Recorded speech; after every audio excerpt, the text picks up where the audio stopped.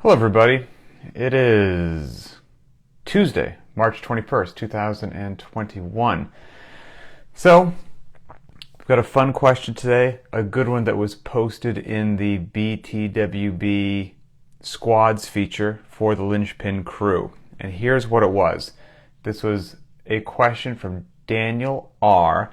based upon yesterday's workout on Linchpin and then today's workout on Linchpin. So yesterday's workout for Linchpin was some sprints in the air bike. And again, I use the word sprints loosely. Some maximal efforts, if you will. 50 calories, then 40 calories, then 30 calories, then 20, then 10. And between each one of those sets of work, you rest twice as long as it took you to do the work. So, a 1 to 2 work to rest ratio. Nasty workout. Beautiful, effective, terrible, disgusting workout all at the same time. But of course, anyone who's sprinted or gotten after it like that on an air bike knows that it blows your legs up, blows your quads up. I mean, they feel like concrete is in there afterwards. So today's workout, that was yesterday's. Today's workout on Linchpin is 2 heavy lifts. 4 sets of 8 on the deadlift, nasty rep range, and 4 sets of 8 on the push press. And you can do all the deadlifts if you want, and then do all the push press, or you could kind of superset it if you have 2 barbells. Do a set of 8 deads, maybe 2 minutes later, you do a set of 8 push press, 2 minutes later, you do your second set of 8 deadlifts, 2 minutes later, you do your second set of 8 push press, and you could superset it like that. But deadlifts today, heavy deadlifts. So Daniel R. had a great question that he posted. He said, today's workout absolutely smashed my legs. This is yesterday after the air bike sprints.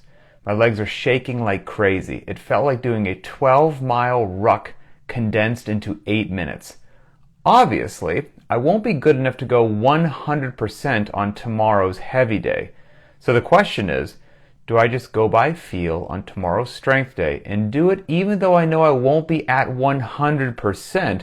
Or do I swap that day out, hit the strength day later in the week when I'm feeling 100%? Fantastic question. Excellent question. And that's the question, right? Should you lift today, or any day for that matter, if you're not feeling 100%? So legs tired from the air bike yesterday. And now we're going to need those legs for a heavy deadlift and for the push press as well. So what is one to do? Fair question. So I think of this, and we've chatted about this in depth, like on a Very Not Random podcast, when we talked about training versus testing. Okay? Yesterday on the air bike, it was just a training day. Today's heavy lifting is just a training day. Okay? It's not a testing day, unless you want it to be. So training versus testing. On a 7x1 deadlift day or a 4x8 deadlift day or whatever it happens to be, if it's training, well then the goal for today is just to lift whatever feels appropriately challenging and heavy for a set of 8. That's it. You're not looking to do a lifetime best on a set of 8 or whatnot. That would be a testing day, whether it was a set of 8, a set of 1, or a set of whatever. Hey, I am looking to test this lift today based upon everything I've ever done in my entire life. Today's the day I'm taking the exam. And based upon that, I wanted to set myself up for this test as best as possible. And so I made specific and deliberate decisions for the last 3, 5, 7 days, modifying things, tapering, resting, so that today I'm going to try to peak. What have I got in the tank for a lifetime test? That's a testing day. Today, or most days, again, unless you decide to make it a testing day, most days that we do every day, they're training days. We're training every day. And of course, you did something yesterday. So today, on 4 sets of 8, or if it was 7x1 or 5x5 or whatever it is, it's a training day. So yeah, maybe your legs are a little tired from yesterday, but that's okay. So what you're going to do for today's workout after you warm up is you're going to lift whatever feels appropriately challenging and heavy for 4 sets of 8. And that is an absolute win. Now, you could say the same thing for if today was a 5K run day. Is a 5K run, is that a workout? Is that a training day? Or is a 5K run a test?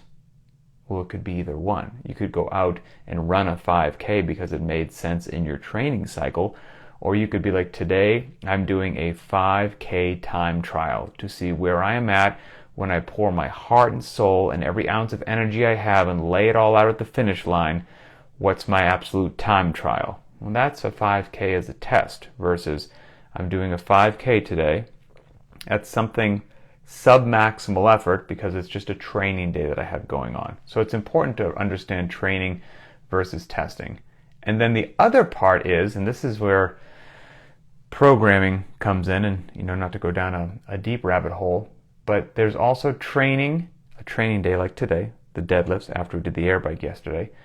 There's having a training day with interference and or fatigue in certain muscle groups. And then there's a training day designed to not have any interference or fatigue in certain muscle groups.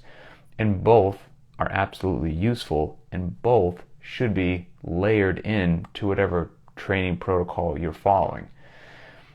Now, the true CrossFit methodology, the true original OG CrossFit methodology, it was originally designed and intended to be the most minimalistic and effective strength and conditioning program on the planet.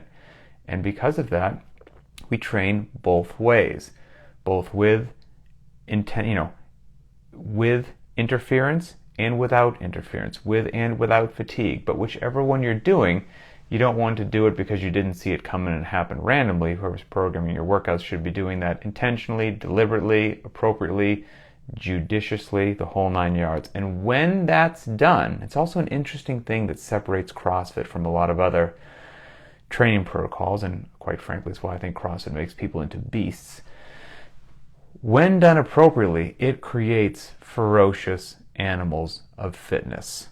When you layer in days, we are having people do things intentionally with interference or intentionally on muscle groups that are fatigued, and those people learn how to drive through that and perform.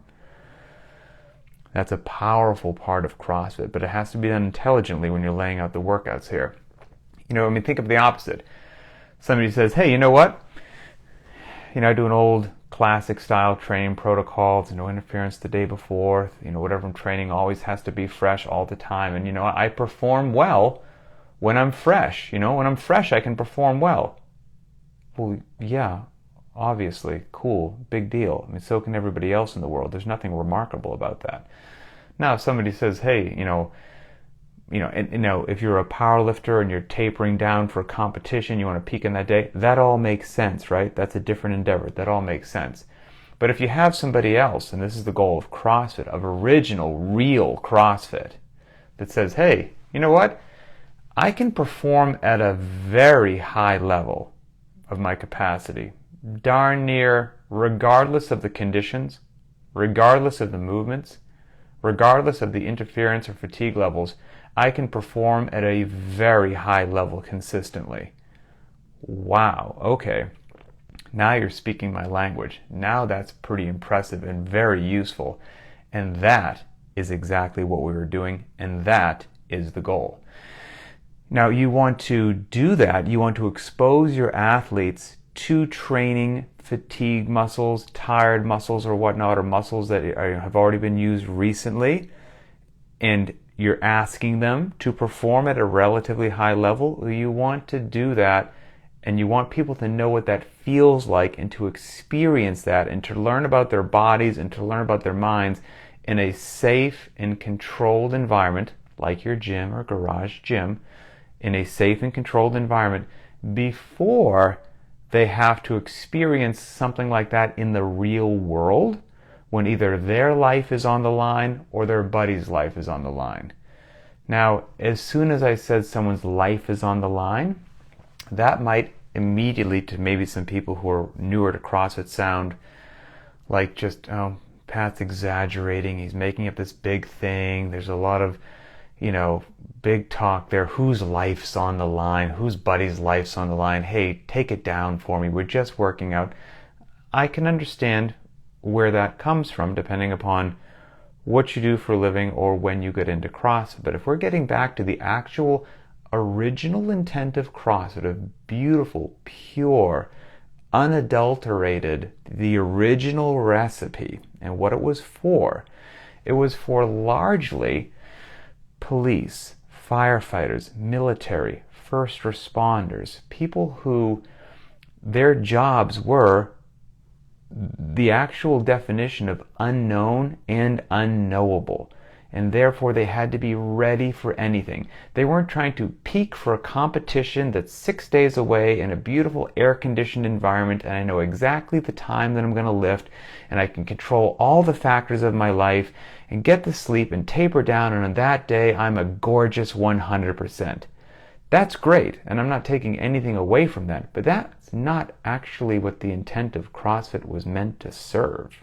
It was for, like I just said, somebody truly using their body, police, firefighter, military, first responder, where in those situations, getting back to what I just said, it's not unreasonable to think that how you perform and what you are actually capable of could be the difference between your life going one way or another or your buddy's life going one way or another. And so that was the original intent right there. And I always still have that in the back of my mind, probably because that's what it was when I first got into CrossFit. The games did not exist. The CrossFit Open did not exist. Regionals did not exist. Semifinals did not exist. It was for those original intents that I just said right there. And having a military background, it resonated with me. Real life capacity is what the goal of CrossFit is to give you, to broaden the margins of your experience and what you are actually capable, to broaden your abilities as much as possible so that no matter what crosses your path, you can be like, you know what? Yeah, I can do that. My training has prepared me for this. I can go out there and make it happen. And if we think back to, like I just said, police, military, or first responder, think about a cop or a SWAT team member or whatever. If you've got a friend who's in law enforcement, ask them which day this week or this month is going to be the tough one where they're going to have to exert themselves at work. Which day this week or which day this month are you going to have to really get after it out in the real world, that your job's going to get sideways on you? I have no idea. They have absolutely no clue. They can't control that. So how can you peak for that one day, taper down for that one day, make sure that you know what? There's a 100-meter foot chase coming on at some unknown time this week. We're going to chase down a suspect or a robber or whatever it happens to be. And so you want to make sure your legs are fresh on that day. But you don't know what the day is going to be. So how can you make sure your legs are fresh on that time? What if, trying to keep yourself in shape, you're working out every day, and the day that the 100-meter sprint comes out, your legs are tired because you squatted the day before and you have no idea what that feels like. I wouldn't want to feel that for the first time in the real world when the stakes are really, really high. I will have wanted to have exposed myself and my athletes to what that feels like to perform on musculature like that in a safe and controlled environment so that you know what it feels like and you know what you're capable of mentally and physically. Then you can apply it out in the real world. That's why we do CrossFit. And that's why I program the way that I program, quite frankly. And then at the end of that, is it going to be calm, or are you going to be in a 2-minute fight for your life that feels like Fran? You don't know. That's not the luxury of that sort of an occupation. Are you going to be doing some, military or police search and rescue for 4 to 6 hours in mountainous terrain with 30 pounds of gear on? Well, now we're not talking about a 100-meter sprint on flat ground. Now we're talking about 4 to 6 hours of continuous movement uphill with loading on your back. What if your legs are tired? Well, you know what? If you work in the occupation, nobody cares that your legs are tired. You have to perform. And your training regimen darn well better prepare you for that, quite frankly. And then talking about interference or tired, that's the life of the grunt, of the military member. Overseas, and you're in Afghanistan or some sort of hilly terrain, I can't imagine a bunch of just grunts doing the same patrol up the same hills, wearing the same loading every single solitary day. Talk about the same musculature over and over and over again. Another 60-pound pack on your back for the same hill that we did yesterday and the same hill that we're going to do tomorrow. Talk about tired legs doing the same thing. And if you are an E2 or E3, go ahead and go up to your sergeant and say, hey Sarge, look, I've been reading through some strength and conditioning journals, and it seems like we're using the same musculature a couple days in a row, so we probably want to cancel today's patrol. You know what I mean? Kind of let everybody's hamstrings and quads kind of rest up. See how that goes when you bring that up the old chain of command. Now again, there's the ideal world and there's the real world, and then there is training regimen that was originally designed and created to layer in both. To layer in days which we expose you to lifts, to metabolic conditioning stimulus, to whatever, without having interfered or fatigued the musculature that you will be required to use that day.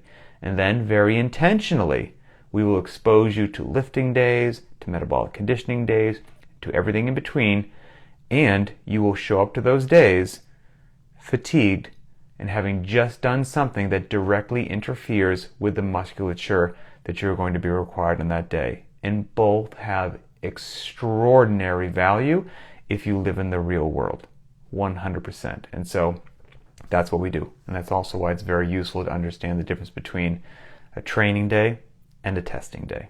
And they all kind of coexist. Now when you're a new programmer, that's when some of these things might catch you off guard. You put together a workout, you think it's going to go one way, it goes another way. You thought that what was coming up the following day, everybody would feel good, and they all show up the next day and they go, I'm wrecked in whatever particular area, and you go, oh no, it's just the area that we're going to need today. I didn't think the workout would hit them like that.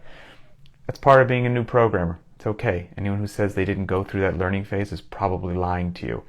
And then as you do this longer and longer and longer, you see what's going to occur. And then you get to lay them in intentionally when you want. And then you become an intermediate level programmer. And they happen a lot more frequently on your schedule, and it works. And you become a very experienced programmer. It is what it is. It takes the time that it takes to learn these things and figure these things out, but they have tremendous value. And so, yeah, that's it. So we're pulling some deads today. And your legs might feel a little bit tired because of what happened in the air bike yesterday. And that's not only A-OK, it is 100% mission critical to develop very useful, fit, capable human beings that can perform at a very high level in the real world, regardless of conditions. So that's it. Have a wonderful day, and we'll talk later.